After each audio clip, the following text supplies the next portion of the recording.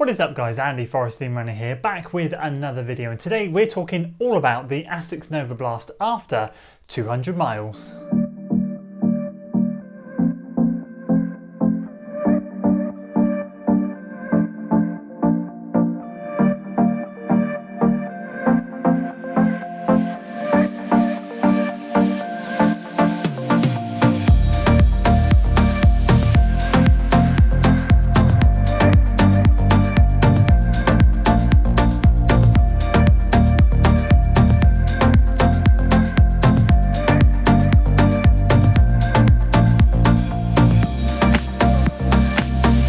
Welcome back to another long-term shoe review, something that I'm aiming to do a little bit more this year, selecting a few of the shoes that I've got into my rotation and taking them above and beyond the 100 mile mark. And this is the next shoe in line. It was kind of inevitable really, with the love of the NOVABLAST version 1, and of course this thing being a massive hit in my shoe rotation.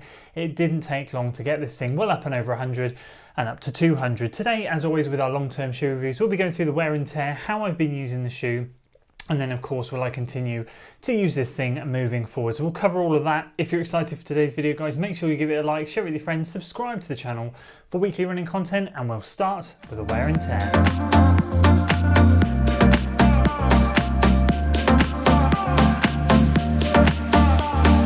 The one thing we know about Asics shoes is they are built to last. Well, most of them are anyway. We all know their comfort levels are through the roof, and we know that they can be built like tanks, and this thing is indeed no exception. I should have known from NOVABLAST version 1, all I had after 400 miles in that shoe was a little hole right here in the upper of my left shoe, and other than that, absolutely nothing at all.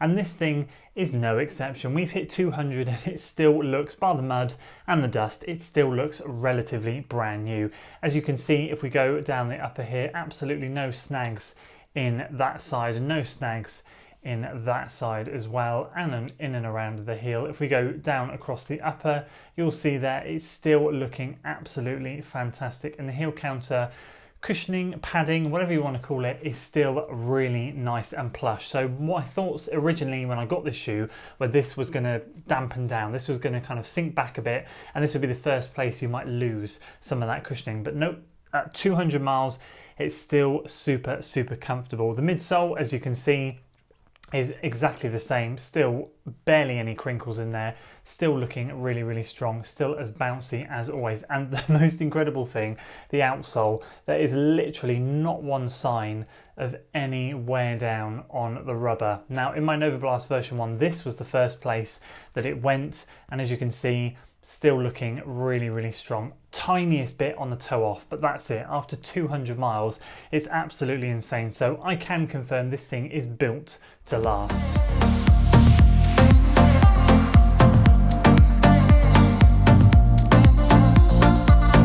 So how have I been using this shoe? Well, unlike the NOVABLAST version 1, where I was a little bit more eclectic with my usage, I use that thing from everything from easy runs right through to workouts, tempo runs, you name it, the NOVABLAST 1 had it. This thing, I've been a little bit more reserved with it just because I've got other shoes in my rotation to take some of the more critical velocity workouts, the CV workouts, the interval workouts, all of that stuff. So this thing has pretty much had easy runs, steady runs, moderate runs, that lower end, and then long runs. It's not taken any of the workout load over the past 100 to 200 miles. Obviously I did the workout testing in the first batch, but I don't recall doing any workouts in this thing more recently. It's actually had 2 or 3 really decent long runs in it, and mainly then just easy and moderate runs, and that's how this thing has been soaking up the miles. Now, I was anticipating actually getting to 200 miles quicker than I was, and I was on target for that, but we had that quad strain a few weeks ago now, and I was actually wearing this shoe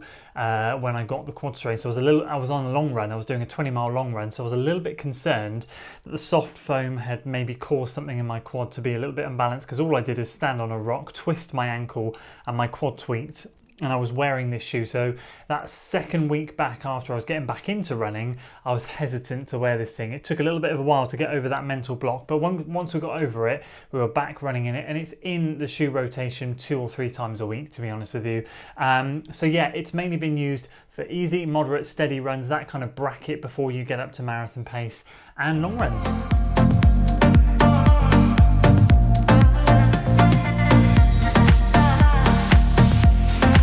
So will I continue to use this shoe moving forwards? You better believe this is going to be another one that goes well up and above 200 miles. I'm loving my time in the NOVABLAST version 2. Now, I think we all kind of established that it didn't quite have the magical wow factor that version 1 had due to various tweaks and bits and pieces of the shoe, but for me, sometimes actions speak louder than words, and just like the Mach 4, those two shoes at the moment are two of the shoes that I'm just reaching for in my shoe rotation. I'm just enjoying running in both of those shoes. I'm grabbing it, and I'll have an update for you in the Mach 4 either later this week or next week, because we've hit another big milestone in that shoe as well.